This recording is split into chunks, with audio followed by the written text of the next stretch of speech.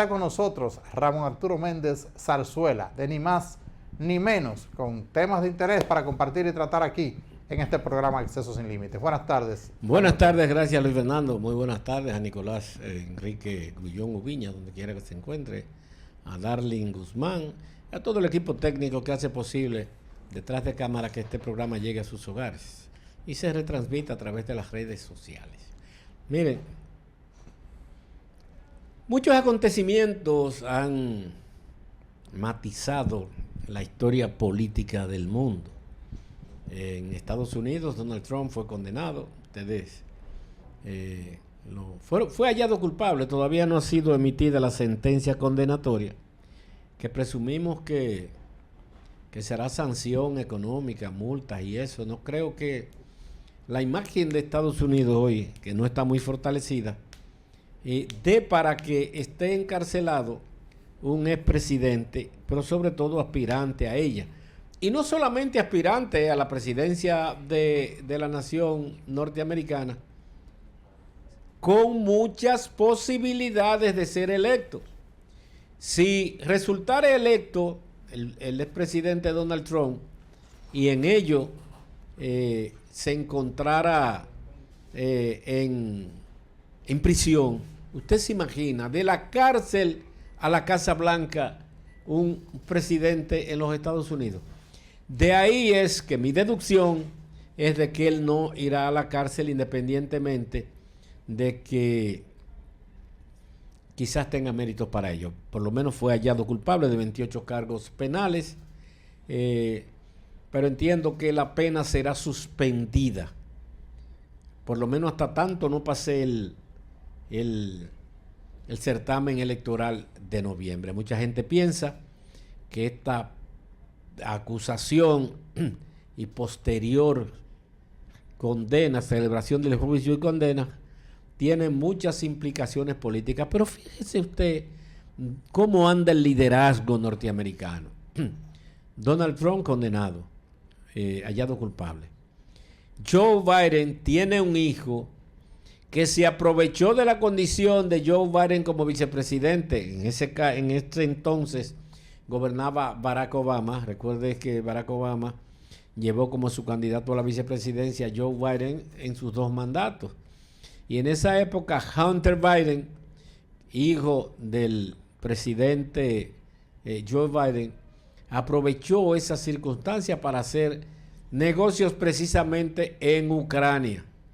En Ucrania, la que hoy está ocupada por tropas rusas, donde se celebrará una plenaria de líderes, que inclusive ya el presidente de la República Dominicana anunció que visitaría Ucrania, no sé detrás de qué, realmente en ocasión de ese encuentro.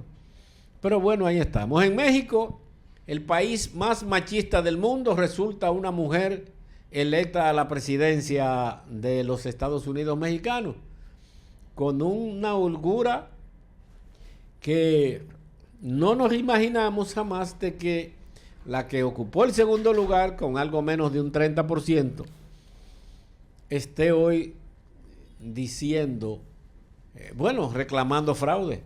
Después que admitió y felicitó a la presidenta electa, hoy dice que el narcotráfico, que la delincuencia organizada, el crimen organizado y el gobierno fueron los que propiciaron esta votación abultada.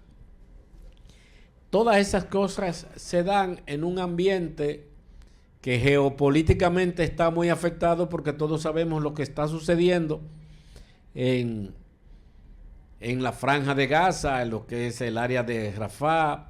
Recientemente musulmanes hutíes le marcharon y bombardearon, lanzaron misiles a uno de los emblemáticos portaaviones norteamericanos, el Eisenhower. Es emblemático porque se supone que es el que mejor armado está, el que mayor tripulación tiene y el que una fuerza aérea más determinante tiene. El Eisenhower es un portaavión emblemático en los Estados Unidos y esta gente le marchan a ese sujeto o a ese señor de los mares que dice que fue impactado por 2 misiles. Toda esta situación plantean un entorno difícil a nivel mundial, por lo que hay fuerzas muy beligerantes que pudieran estar pensando que estamos a un paso de lo que pudiera ser una conflagración mundial. China amenaza a todo el mundo, inclusive le llama la atención a Estados Unidos porque Estados Unidos está armando a esta provincia rebelde que llama China, que es Taiwán, con el que Estados Unidos no tiene relaciones. Fue el primero que rompió relaciones en 1974 en los gobiernos de Richard Nixon, o en el gobierno de Richard Nixon. Pero Estados Unidos, ellos hacen lo que quieren, pero no quieren que los demás países hagan lo propio. Y rompieron relaciones con Taiwán para tener relaciones con China, porque era más conveniente para sus intereses económicos. Sin embargo, hoy, como los intereses económicos de Estados Unidos, una de las principales fuerzas económicas es el armamentismo, Estados Unidos está vendiéndole armas a Taiwán. Pero bueno, todo esto plantea una situación. ¿Y dónde quedamos con el pobre Haití? Bueno, pues en Haití se siguen posponiendo la incursión de unos 2.000 militares que ya no son policías. Es bueno que sepamos que no son policías, por lo menos los kenianos son militares, entrenados inclusive en beligerar, o sea, en asuntos de... Porque ellos no van a Haití como fueron los cascos azules en aquella ocasión de la ONU. Ellos van a enfrentar las bandas armadas que, aprovechando esta situación, últimamente han estado maltratando y masacrando a la población. Todos sabemos que una de los hechos más impactantes fue la muerte de la hija de un diputado norteamericano, de un representante, que es lo similar al diputado aquí, y su esposo, que estaban en una misión religiosa, cristiana. Pero todo eso a ellos le vale madre, como dicen los mexicanos. Vamos a esperar. Mientras tanto, en el lar local ha sido impactado por 2 asaltos, que ya ustedes han escuchado a estos muchachos debatir mucho eso, en 10 días. Las 2 principales instituciones bancarias del país han sido asaltadas.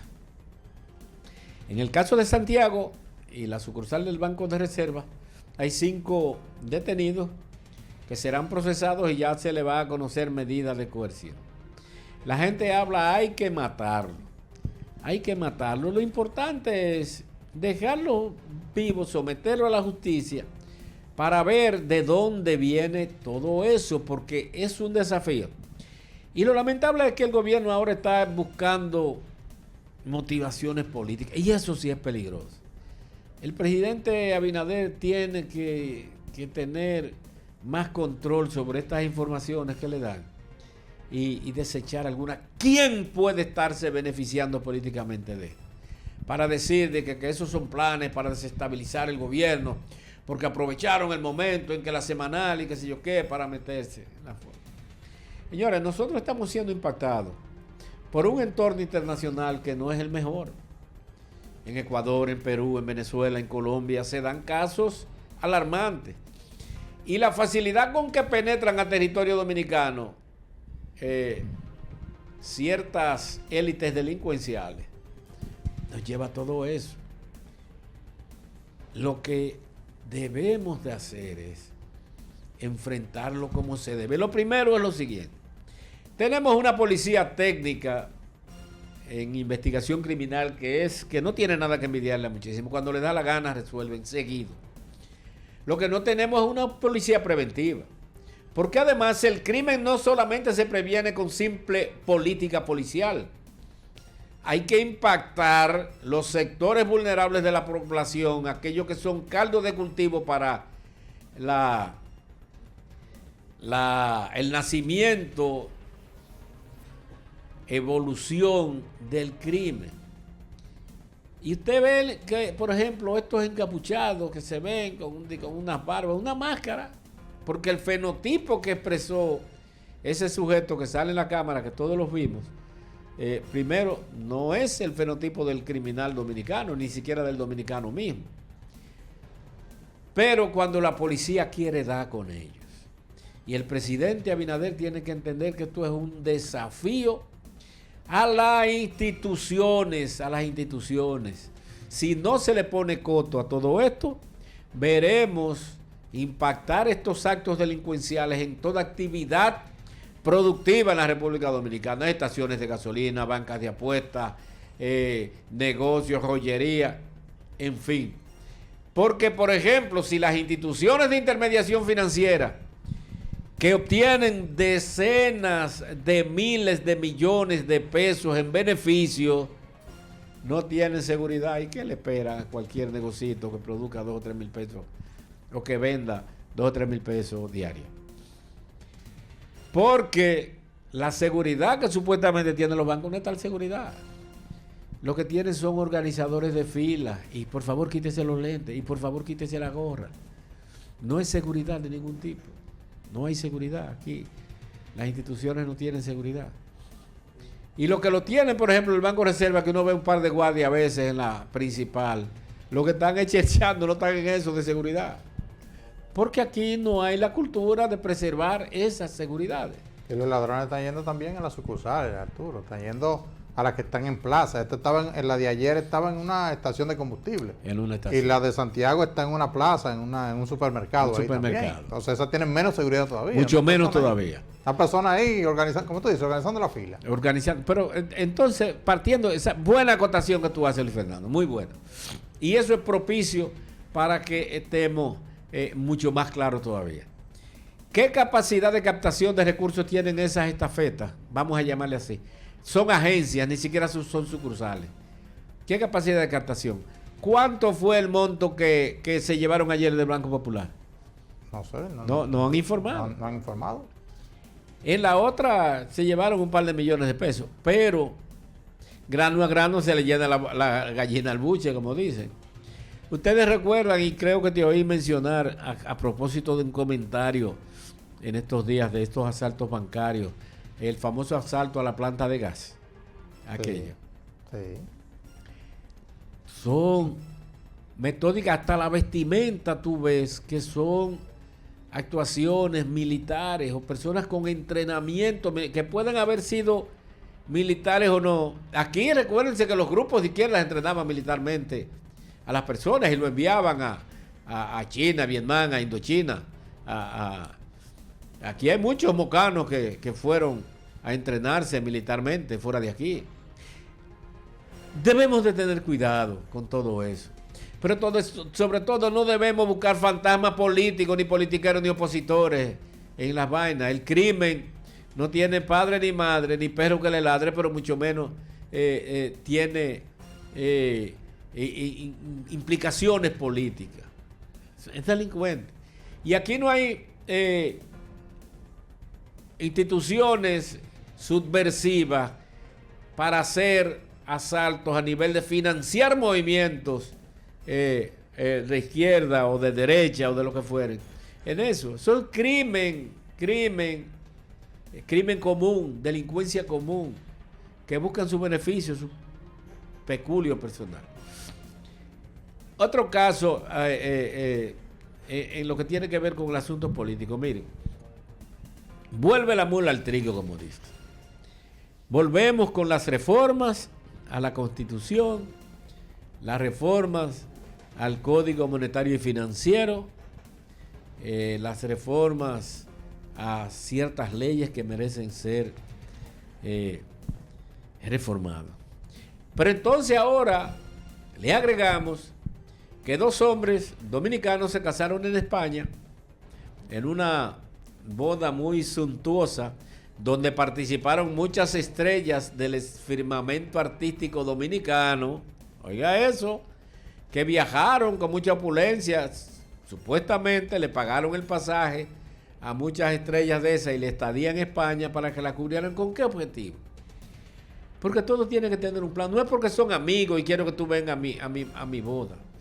Todo eso tiene un plan. Ya se está hablando de homologar ese matrimonio en la República Dominicana y hay juristas que están planteando que el matrimonio, como lo señala la Constitución Dominicana, que es el ayuntamiento, o sea, la conjunción de un hombre y una mujer que deciden unir sus vidas para crear familia.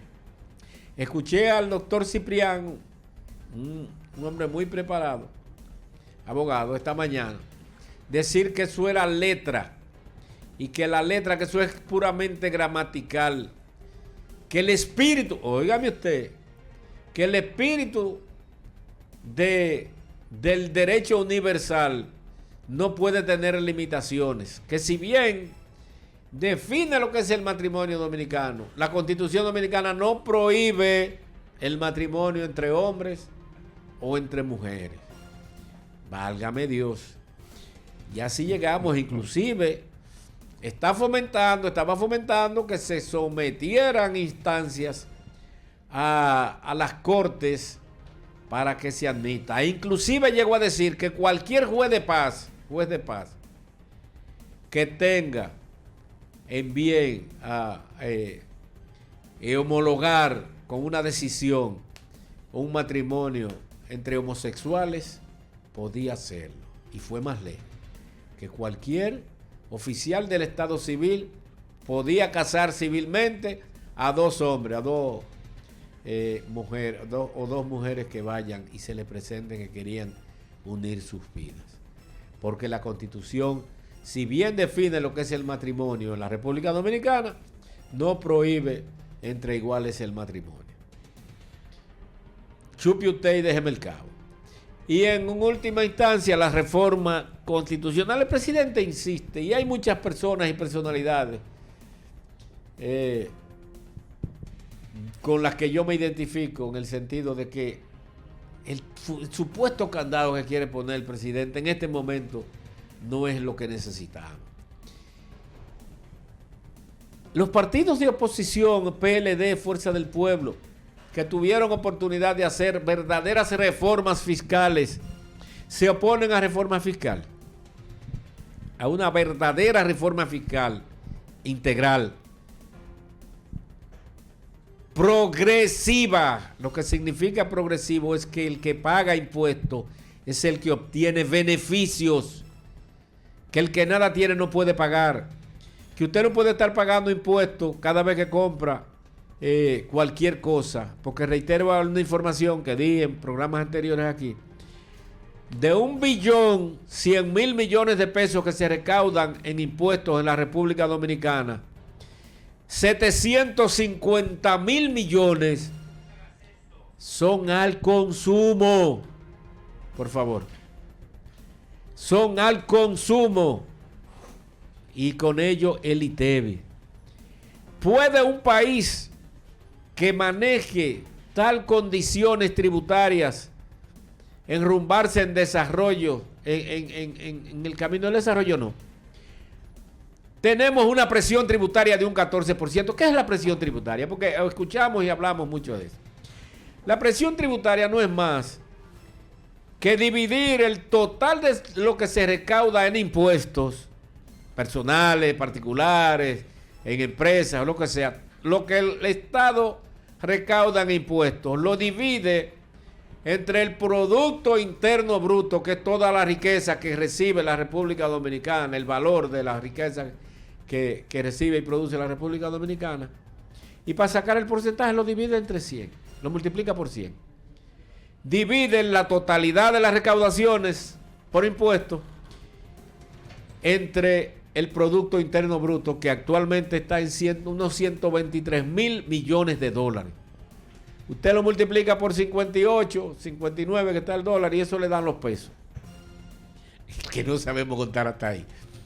Pero la presión tributaria que tenemos es bajita en función de nuestros países homólogos en Latinoamérica, en 5%. O sea, el promedio en Latinoamérica es un 19% la presión tributaria, sin embargo nosotros tenemos un 14%. ¿Por qué tenemos un 14%? Porque tenemos un 60% de nuestra actividad económica fuera de regla.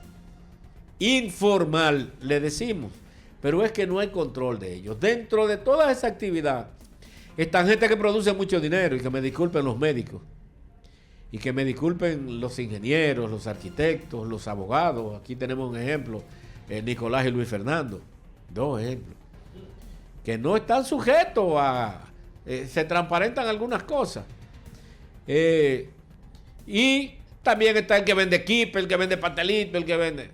Debemos formalizarlo. ¿Cómo lo formalizamos? Creando verdaderos empleos de calidad, trabajos de calidad. Porque, señores, una reforma integral recaudaría mucho más impuestos. Verdadera reforma progresiva. Progresiva es, reitero, que paga impuestos el que obtiene beneficios. Y hay escalas que se establecen. No el que consume. No el que consume. El que consume no es el que debe pagar impuestos, porque el que más consume es el pobre, porque hay un 80-20. Tenemos 10 millones de habitantes, 8 millones de habitantes pobres. La clase media baja, claro. Entonces, eso es la mayor recaudación impositiva que tiene el Estado Dominicano. Vamos a enfocarnos en eso. Y yo me permitiría sugerirle al Partido de la Liberación Dominicana, y así lo hice con un importante dirigente que reside en Moca, le dije que el PLD no puede estarse retrotrayendo a su responsabilidad. El PLD tiene muy buenos economistas, brillantes economistas, tiene 2 o 3 muy buenos que están ahí, que no se han ido del PLD y están echando el pleito en ese partido. ¿Por qué esos economistas no proponen una reforma integral, y cuando vayan a sentarse, o si quieren sentarse a debatir con el presidente, le dicen: mire, esta es la que nosotros tenemos? Porque la que el presidente va a presentar, acuérdense que el presidente, las clases no se suicidan. El presidente no es verdad que va a proponer una reforma verdaderamente progresiva que lacere la base fundamental de apoyo de su gobierno, independientemente de que la población lo apoyó en su gran mayoría. Pero todos sabemos que este gobierno tiene una base sólida en el sistema financiero, industrial y comercial del país. Habría que ver si es verdad que Luis Abinader tiene lo que se necesita para marcharle a eso. Yo le temo a una reforma fiscal que vaya solo el presidente y el PRM a hacerla. Por lo que la Fuerza del Pueblo y el PLD deben hacer sus proyecciones o sus propuestas de reforma. Hay un señor Barnicha que escribió en el periódico Diario Libre, yo lo guardé, inclusive se la mandé a Baré, esa propuesta. Una propuesta de reforma fiscal. Y ahí están dados todos los... Edgar Barnicha. Y dice que es un exdirector de impuestos internos. Es un hombre muy preparado, con gran conocimiento de la materia. Y pudiera hacer grandes aportes. Pero reitero, usted no puede sacarle los pies, no, que el presidente que gobierne, porque el gobierno... Entonces después no se queje de lo que le metan. Después no se queje de lo que le metan. Si usted lo que quiere es hacer campaña, proponga políticas que puedan ser aplicables. Que puedan ser aplicables y que se apliquen. Porque tampoco podemos romper con un esquema financiero y tributario que tiene 500 años. Y es verdad que hay que hacer transformaciones. Tenemos que transformar la ley de seguridad social. Tenemos que transformar nuestro código laboral. Tenemos que transformar nuestro sistema educativo nacional. Y para eso tienen que integrarse las fuerzas vivas del país. Dentro de las fuerzas vivas están los partidos de oposición. Vamos a hacer los aportes que sean necesarios hacer, porque eso ni va a quitar, ni va a restar. Al contrario, pudiera darle mucho a los partidos de oposición. Con esto concluyo.